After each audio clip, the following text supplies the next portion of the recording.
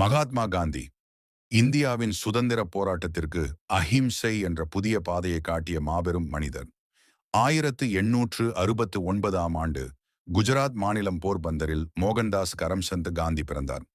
தாய் புத்திபாயின் ஒழுக்கமும் பொறுமையும் அவரது வாழ்க்கைக்கு வழிகாட்டியாக இருந்தது.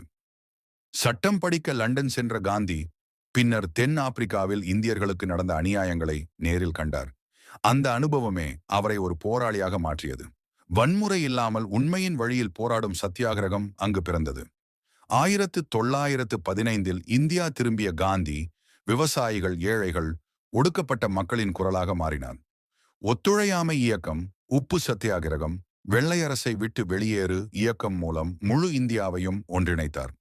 பலமுறை சிறையில் அடைக்கப்பட்டாலும் அவர் அஹிம்சையையும் உண்மையையும் ஒருபோதும் விடவில்லை.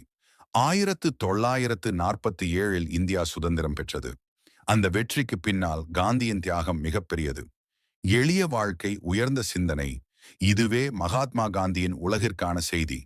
அதனால்தான் இன்று உலகம் முழுவதும் அவரை தேச தந்தை என்று மரியாதையுடன் அழைக்கிறது. அஹிம்சையே உலகின் மிகப்பெரிய சக்தி.